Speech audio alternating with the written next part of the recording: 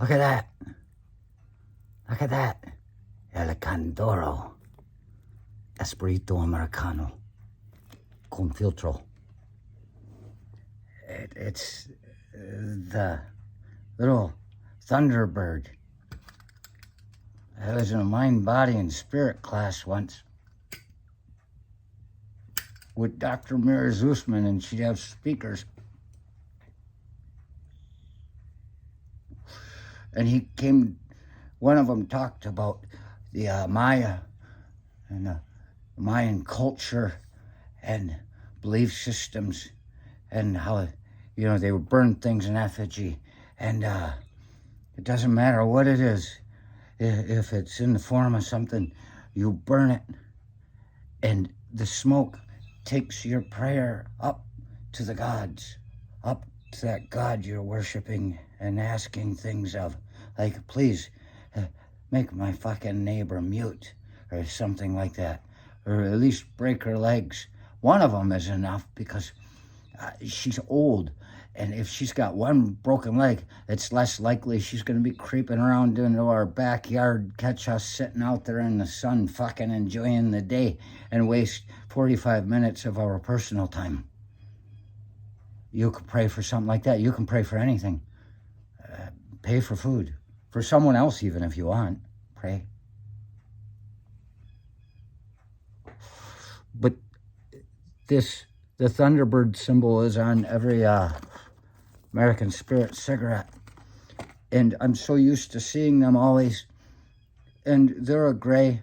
But this one, oh, see? Why don't I just use my props? See, that's one. That's the one I'm normally getting. It's that kind of gray. They're all that color. My whole, whatever you call it, 25 years of smoking. And but just recently, every once in a while I get one like that. You see how much darker it is? You see how much darker? Where the hell did it go? See, you can hardly even find it. And so when I get one of these, I say, oh, I got one well, and I realize this is a good luck smoke. I should be fucking praying to this thing. And I asked that guy, when we were out on break, he was out too, and he was having a cigarette, and I showed him my cigarette. And he was specifically talking about the Thunderbird in this thing. And I said, so when I get down to this part, once I burn the condor, that means my prayers go to him? And he looked at me and he says, it doesn't work that way. And I think he's wrong. If he's going to believe that any image, idolatry, effigy, you'll fucking burn of that guy. This counts. I'm sending smoke. I should fucking pray for something. Oh, El Condoro, Chingewo, Tai Duola.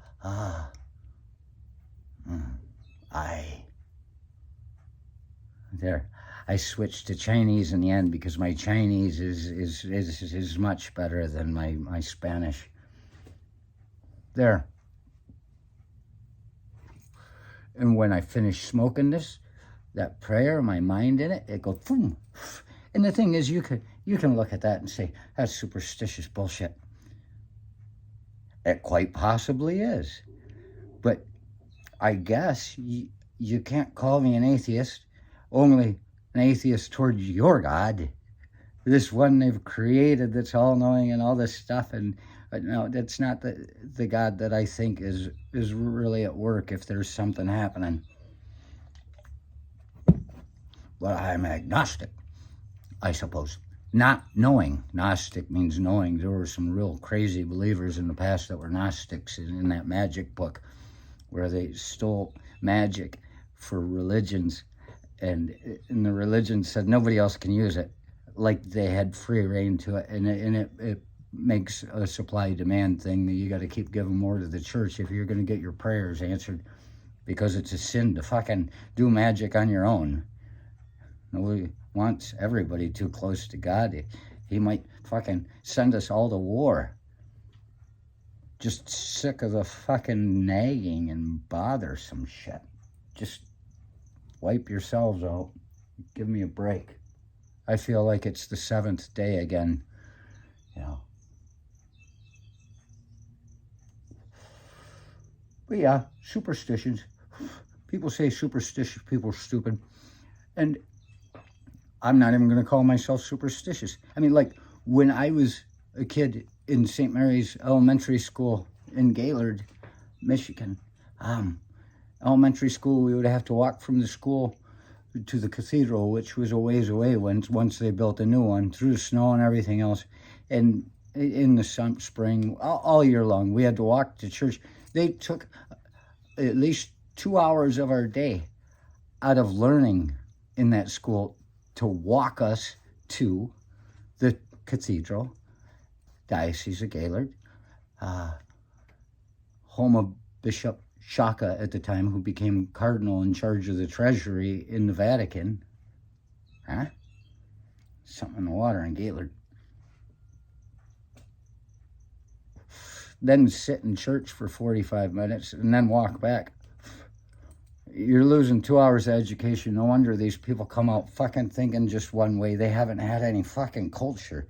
They're missing the art classes at those schools. And really, I don't even remember them teaching us religion in classes, but I remember being in religion class a little bit. I know we had religion classes during the day too. So there's 3 hours shot. Then you could have been learning something useful. But I don't remember those classes. It's like we were fucking brainwashed. They must have put something in our fucking Kool-Aid at recess. Nap time. But on the way walking there, the whole superstition, the kids would jump over cracks and get away from the cracks, step on a crack, break your mother's back. Oh, look out for the crack. And I questioned it. This is what I do. I questioned it. Is it really going to break your mother's back? So as these kids would be screaming this, I would be stepping on every crack I came to. I'd step on every crack. My mother never broke her back. She did die of a brain tumor eventually. I wonder if that's got anything to do with it. Oh, who knows? So the thing is, I've always been playing with superstitions. I talk to trees. I don't think they can hear me. But just in case, in the possibility that they can hear me, wouldn't it be nice to hear a nice soothing voice every once in a while right before the chainsaw starts? I mean, you got to be nice to the trees. It's just kind of a Pascal's wager type of thing.